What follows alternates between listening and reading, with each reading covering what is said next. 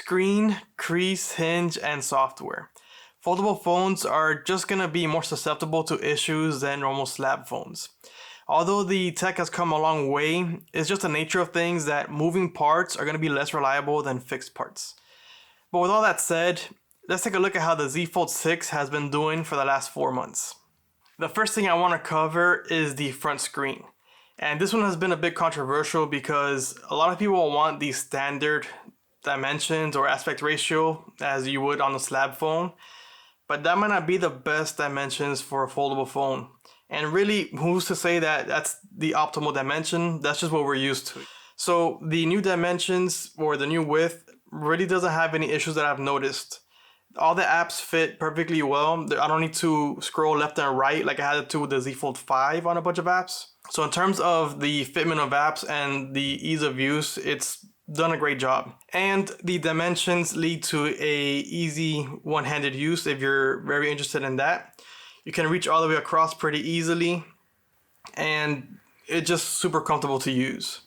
And obviously, being that it's a foldable phone, if you did feel like you wanted a larger screen for whatever reason, you could just open it up and use the main screen, and a slab phone can compare to the main screen on these phones. But so far, I've yet to feel like I need to open the phone because of the dimension of the front screen. I never feel like it's too narrow or too small. It's just right for me. The next thing that I want to talk about is the battery life. And it's nothing to do with the battery because that's exactly the same as the Z Fold 5. It's 4400 milliamp hours, which is okay. It's kind of middle of the road. A little bit bigger would probably be better, but it's fine. Most of the improvements came from either the software, the chipset, or any screen improvement that they've made. And it's showing to be a much less power-hungry phone. So far, I haven't had any days where I felt I wasn't gonna make it. Even on my heaviest of use days, it's been with me, and I never feel like I have to be next to a charger to feel comfortable.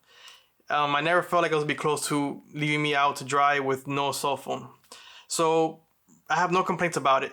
With the battery at this size, maybe the long-term use might be an issue, but I mean, that has to be way down the road.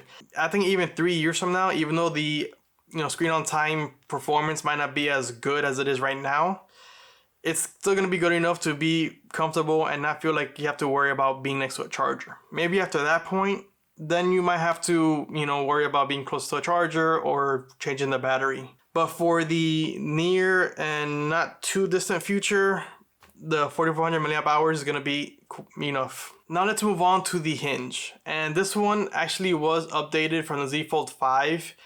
My understanding is that they used less parts and made it lighter, so that's where a lot of the weight savings came from. But on top of that, it looks like they also made it shallower by quite a bit and kind of made it the least noticeable hinge when the phone is closed from all of the foldables that are available in the US. But what's the point of doing that if the performance is going to suffer?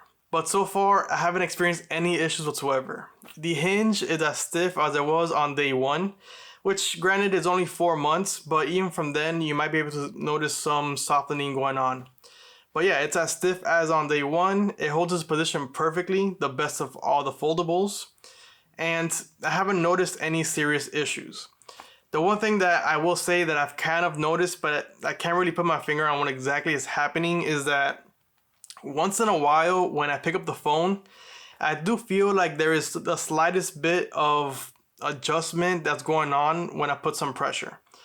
I haven't been able to move the hinge at all, doesn't matter what I do, so I can't exactly figure out what's going on. I'm hoping that it's not going to be one of those things that gets worse as time progresses. Maybe it's just like the slightest movement, just because the hinge has less parts, might not be as rigid as the Z Fold 5s. But I mean, I'll keep my eye on it. I don't see that it's going to be an issue down the road either though. The other thing, I haven't noticed any creaking, screeching, any noise whatsoever coming from the hinge. I remember with the Z Fold 3 that I had, when I would open and close it, it would make a little bit of noise. And now I want to look at the body of the phone. So it being aluminum, it's a strong metal, but not the strongest out there, So Apple uses stainless steel and went to titanium. Those are more rigid and tougher metals or materials. Aluminum is a little bit softer, and therefore it kind of bends or dents a little bit easier. And I experienced that because I dropped the phone off of a coffee table, which was maybe 1.5 feet tall. So it wasn't a big drop, but it fell onto tile, which doesn't have any give whatsoever. And so when I picked up the phone, I looked it over, didn't notice any issues until I looked at one of the corners and it had a dent. I don't know if that's a negative though, because I feel like if it was stainless steel, it might have a higher chance of cracking the screen, getting hit in that spot, because stainless steel is not gonna give as much as aluminum. So then that pressure is being transferred to the glass. I could be wrong about that, but I don't think I am. And so the aluminum, even though it's a bit softer, did hold up really well. There's no damage to the shape of the frame. It's just a little dimple that got on the corner. So I'll take that, and it's behaving great so far. But obviously, don't drop it if you can avoid it, and put a case on whenever possible.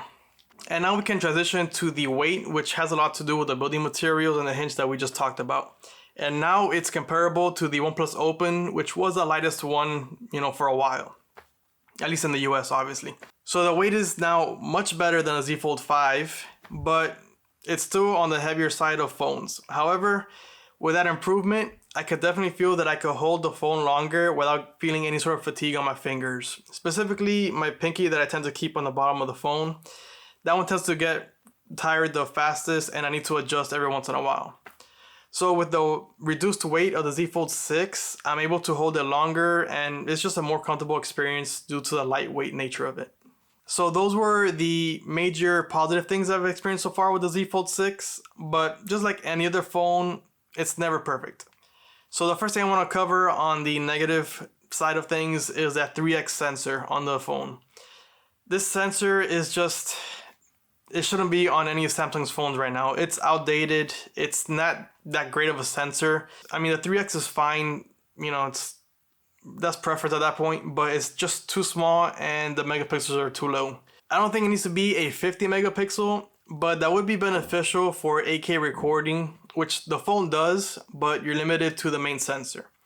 So by making it a larger sensor and hopefully 50 megapixels, it'll help the camera experience quite a bit. So what are the main things that I noticed with a 3x sensor? The first is, anything that's not in super bright scenes, it's not gonna be a very clear photo. There's gonna be plenty of grain in it.